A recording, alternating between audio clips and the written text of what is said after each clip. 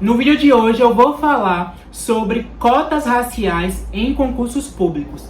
Esse tema que muitas das vezes torna-se polêmico porque ainda existe uma grande parte da nossa sociedade que é contra políticas públicas raciais, como é o caso das cotas em concursos públicos. Além disso, tem muita gente que se aproveita dessas políticas públicas para fraudar o uso de cotas. Então, que a gente vai falar aqui hoje nesse vídeo um pouco sobre a importância das cotas raciais em concursos públicos e também sobre os processos de heteroidentificação, que muita gente ainda tem bastante dúvida. Inclusive, eu já gravei um vídeo aqui no canal falando como foi a minha heteroidentificação no concurso da UFRJ. Então, vai aparecer esse vídeo aí nos cards, você clica para conferir.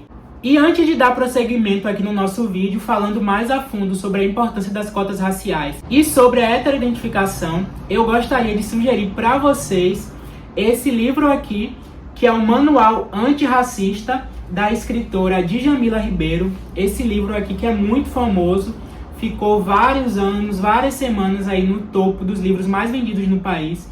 E é um livro curto e que tem uma linguagem bem simples e clara. E eu queria ler aqui para vocês um trecho desse livro que fala justamente sobre o apoio de políticas educacionais afirmativas na página 43, em que a autora diz o seguinte: por causa do racismo estrutural, a população negra tem menos condições de acesso a uma educação de qualidade.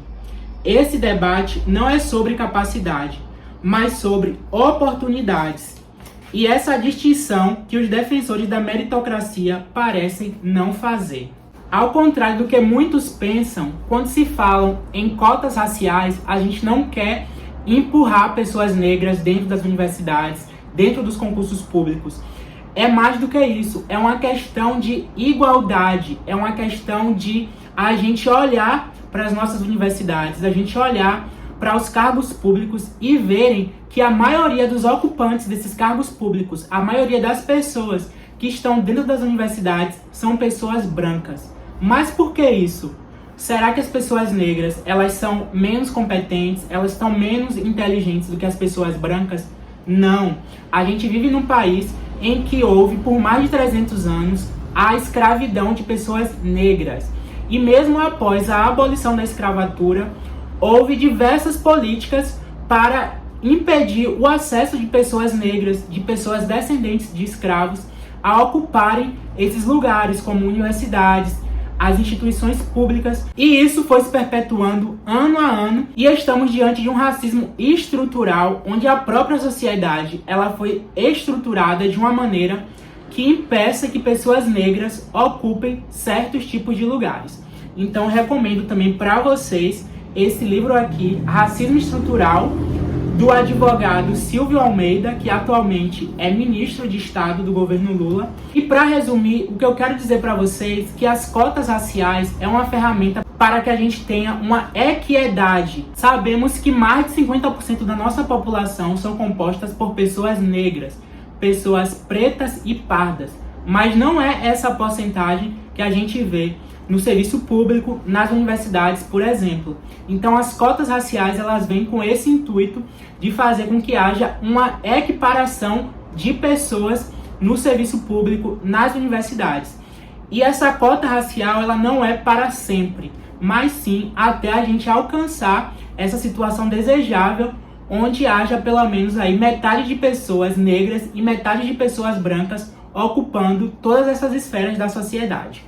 E se a gente for pensar nas cotas raciais como uma política pública, ela é recente, porque ela surgiu primeiramente em 2012 pela Lei 12.711, que garantia que fosse reservado algumas vagas para pessoas negras em universidades. E a partir de 2014, essas cotas também alcançaram os concursos públicos federais a partir da Lei 12.990, que garantiu também que fossem destinados pelo menos 20% das vagas dos concursos públicos para pessoas negras. Mas o que é que a gente viu depois disso?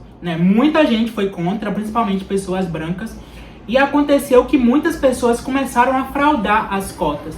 Pessoas que eram brancas ou morenas, sei lá, elas não eram negras de fato, mas elas conseguiam entrar por essas vagas destinadas às pessoas negras, por meio dessas políticas afirmativas de cotas. E a partir disso, então, surgiu a necessidade de fazer uma regulação para regulamentar essas pessoas que entravam a partir dessas cotas raciais. Então, em 2018, a partir da Portaria Normativa número 4, foi elaborado, então, os procedimentos para se realizar a comissão de heteroidentificação, que seria, então, responsável para avaliar aí se aquele candidato, aquela candidata que se inscreveu nas cotas destinadas às pessoas negras, são de fato pessoas negras. E agora, finalmente, a gente vai entrar nesse assunto do que se trata, que é a heteroidentificação em concursos públicos.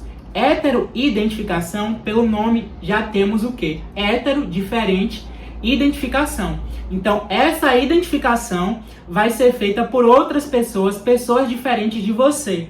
Então, numa comissão de heteroidentificação, vão ter diferentes pessoas, vão ter pessoas brancas, vão ter pessoas negras, homens e mulheres, na medida do possível. Vão tentar colocar pessoas também de diferentes regiões, servidoras públicas efetivas, que vão avaliar ali os candidatos quanto aos seus traços fenotípicos, ou seja, é o que você apresenta, o que você aparenta de traços negros. Então, numa comissão de heteroidentificação, não adianta você dizer que se identifica como negro porque você tem um pai negro, um avô negro, um bisavô negro.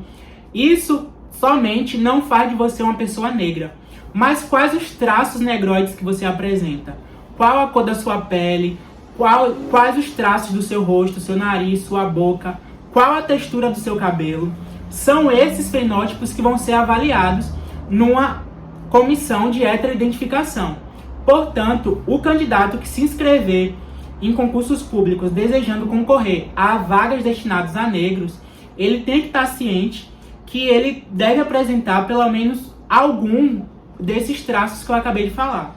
Então, você aí que está me assistindo, que você tem vontade de prestar um concurso público e você deseja concorrer a uma vaga destinada a pessoas negras, que são pessoas que se autodeclaram pretas ou pardas, fique ciente que vai ser levado em consideração pela comissão de heteroidentificação as suas características fenotípicas e não as características genótipicas. Ou seja, não vão avaliar o seu gene, o seu sangue, se você tem pessoas negras na sua família, mas sim os seus traços, as suas características, se enquadram você ou não como um candidato negro e se de fato você vai poder assumir aquela vaga sendo uma pessoa negra. Então, basicamente, é isso que eu queria trazer para vocês aqui sobre heteroidentificação. Se vocês tiverem algumas dúvidas, vocês podem deixar aí nos comentários, como também a assistir um vídeo que eu falei detalhadamente como ocorreu o meu processo de heteroidentificação na Universidade Federal do Rio de Janeiro.